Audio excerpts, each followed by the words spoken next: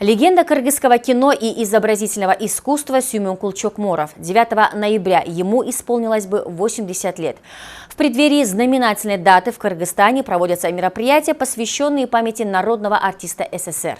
Каким он запомнился для своих коллег, о том, как встреча с Чокморовым поменяла их жизнь и как ему удавалось создавать уникальные образы, рассказали его современники. Подробности в сюжете Кундуз Кадатаевой.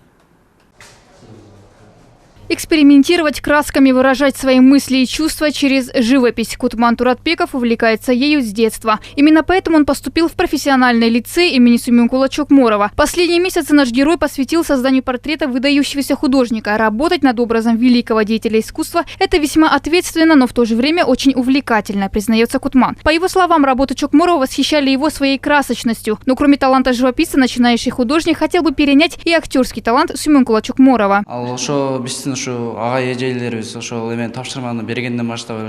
Перед тем, как приступить к созданию портрета Сюймөнкула Чокморова, я очень долго думал над его образом. Сначала я его нарисовал на бумаге, но не стал на этом останавливаться.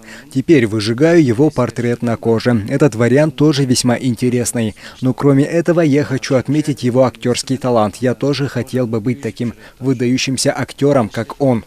Я заслужил даже, я отработал. А вот выдающийся фотохудожник Александр Федоров тоже не раз работал над образом Сюймөнкула Чокморова. На протяжении многих лет он трудился вместе с Чокморовым на съемочной площадке. Великое множество кадров из известных кинокартин, где снимался талантливый актер, принадлежат именно Александру Федорову. Как вспоминает фотограф, Чокморов был очень простым, но в то же время безгранично талантливым человеком. Он снимал его в разных ситуациях, в кино и в мастерской, и в его селе. В итоге из всего этого получился богатый фотоархив. И, как правило, самые интересные кадры – это пойманные моменты, остановленные затвором камеры в самое неожиданное мгновение. Теперь эти черно-белые снимки свято хранят память о выдающемся деятеле искусства. Было так удачно, что я жил как раз на трассе, если вы знаете, эту улицу, которая ведет на Чонарык, улица Баха, как раз я жил там.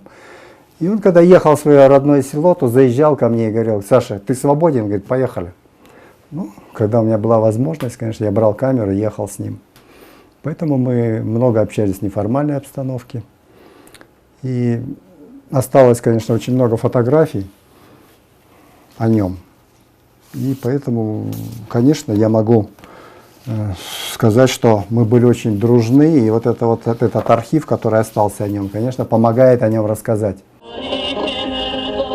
Сцены из фильмов и театрализованные постановки. В честь 80-летия Сюймөнкула Чокморова повсеместно проводятся культурные мероприятия. К примеру, в профессиональном лицее имени Сюймөнкула Чокморова состоялось торжественное мероприятие. Как отмечают педагоги, в скором времени здесь откроется музей, где будут представлены работы Чокморова и его семейный фотоархив. Кроме этого, на выставке будут представлены ручные изделия студентов лицея. Все, что связано с ним, мы постарались выставить в нашем музее, чтобы она служила как бы примером подражания для подрастающего молодого поколения. Сюймөнкул Чокморов – человек, который прожил недолгую, но яркую жизнь, словно падающая звезда. Он остался в истории Кыргызстана как самый талантливый актер кыргызского кино. Фильмы «Выстрел на перевале Караш», «Мужчина без женщин», «Лютый», «Чрезвычайный комиссар». Эти и другие кинокартины невозможно представить без Чокморова. Он ушел из жизни 26 сентября 1992 года. На тот момент ему было 53 года.